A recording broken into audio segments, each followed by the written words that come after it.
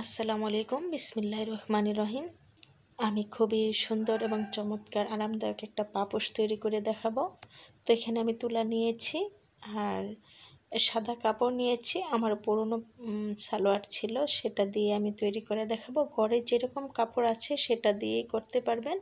এখানে টুকরো একটা কাপড় আমি নিয়েছি। তো যে মাপে আমি নিয়েছি সেটা হলো 3.5 ইঞ্চি বাই 2.5 ইঞ্চি, এরকম করে আমি কাপড়টা কেটে নিব। এখানে 3.5 ইঞ্চি চৌড়া আমি নিয়েছি। এই তো 3.5 ইঞ্চি করে আমি নিয়েছি, আপনি ছোট বড় করে নিতে পারেন। তো এভাবে আমি 3.5 ইঞ্চিতে চৌড়া করে লম্বা চৌড়া করে একই মাপে আমি কেটে নিচ্ছি কাপড়টি।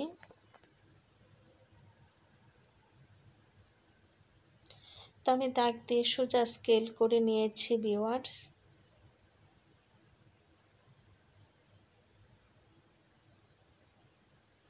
সাড়ে তিন ইঞ্চিতে আমি দাগ করে নিয়েছি।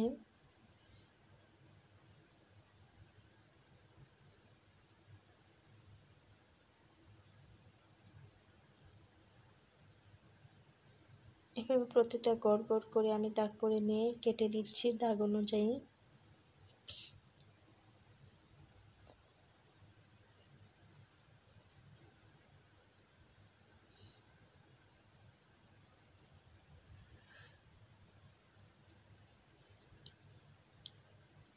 এভাবে একদম স্কোয়ার শেপে আমি কেটে নিয়েছি কাপড়গুলি।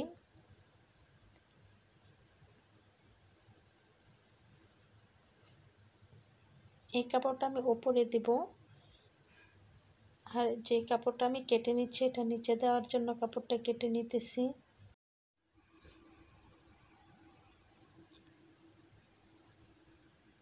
তো আমি ওইটা 3.5 ইঞ্চি করে কেটে নিয়েছি। উপরে যে কাপড়টা দিব এটা আমি নিচে দিব।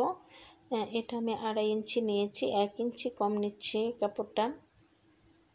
2.5 ইঞ্চি বাই 2.5 ইঞ্চি করে নিয়ে নিব।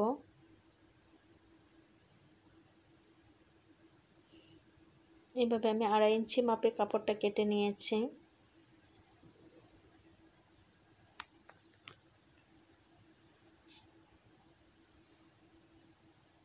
তো এইভাবে আমি সেলাই করে নিব ভিউয়ার্স। কীভাবে সেলাই করব সেটাই দেখাচ্ছি।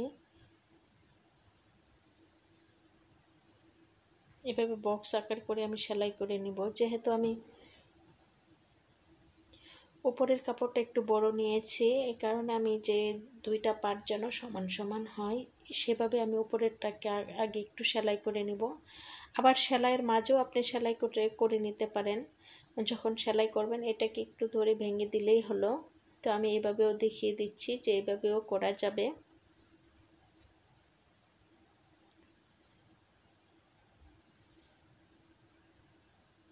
এভাবে প্রতিটা কাপড়কে আমি এভাবে সেলাই করে নিব।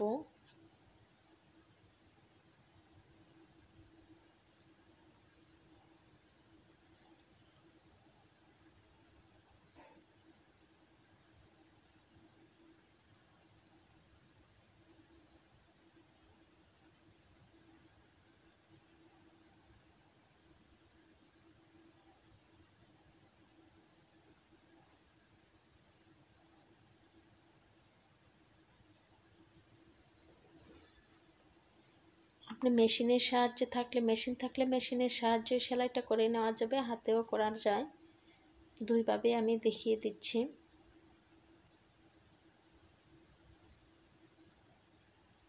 তো এইভাবে আমি প্রত্যেকটাই সেলাই করে নিয়েছি।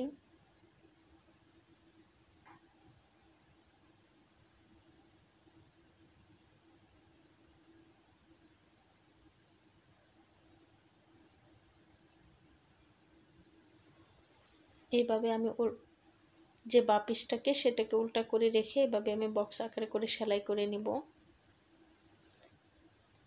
তো এইভাবে আমি সেলাই করে নিয়েছি, এখন উল্টিয়ে নিব।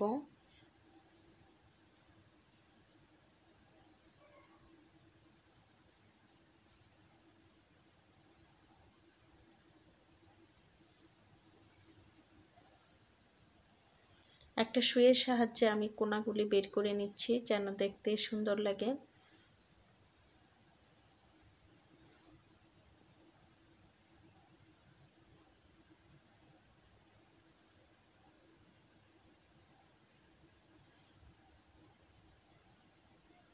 এখন আমি তুলা পরে নিব। খুবই চমৎকার পাপোশটা হয়েছে কিন্তু ভিউয়ার্স, আরামদায়ক এবং দেখতেও সুন্দর। আপনি ঘরে থাকা যে কোনো কাপড় দিয়ে, আমরা অনেক কাপড় থাকে যেগুলো আমরা পরি না, সেই রকম কাপড় দিয়ে আপনি এটা করে নিতে পারেন, আবার নতুন কাপড় এনেও করতে পারেন। এভাবে আমি 2 কালার কাপড় দিয়েছি, মিষ্টি কালার আর হালকা গোলাপি ক্রিম কালারের মধ্যে কাপড়টা নিয়েছি। আপনি আপনার পছন্দ মতো কালার কাপড় নিতে পারেন। তো এইভাবে আমি প্রতিটা কাপড়ই আমি তুলা বড়ে নিয়েছি। এখন এইভাবে আমি সেলাই করে নেব। এভাবে 2টা করে আগে জোড়া লাগিয়ে নিয়েছি, পরে আমি 4টা করে নিয়েছি, পরে আমি 4টার সাথে আর 4টা জোড়া লাগিয়ে 8টা করে নিয়েছি। এভাবে আমি এক সিরিয়ালে 8টা করে দিয়েছি ভিউয়ার্স। লম্বা লম্বি আমি 8টা করে দিয়েছি, আর এইভাবে চৌড়া দিয়েছি 5টা করে। তো 5 আর 40, আমার 40টা টুকরো বানিয়ে আমি তুলা বড়ে নিয়েছি। আর এটা একটা টুকরো কাপড়, পুরনো বোরকার কাপড় দিয়ে আমি সাইডের পাইপিংটা দিয়েছি। আপনি চাইলে নতুন কাপড়ও দিতে পারেন, আবার অন্য কালার কাপড় ঘরে থাকলে সেটাও দিতে পারেন। ঘরে থাকা যে কোনো কাপড় দিয়েও আপনি এই সুন্দর কাজটা করে নিতে পারেন। তো আমি যে সাইডে যে কুচিটা দিয়েছি, এভাবে কুচি দিয়ে নিয়েছি।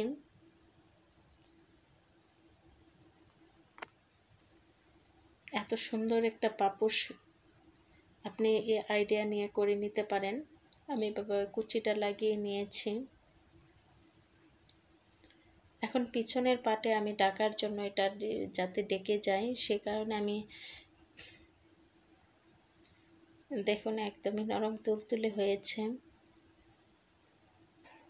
এখন আমার পূর্ণ একটা গেঞ্জি ছিল, সেই গেঞ্জিটা দিয়ে আমি পিছনের পাটে আমি এভাবে সেলাই করি।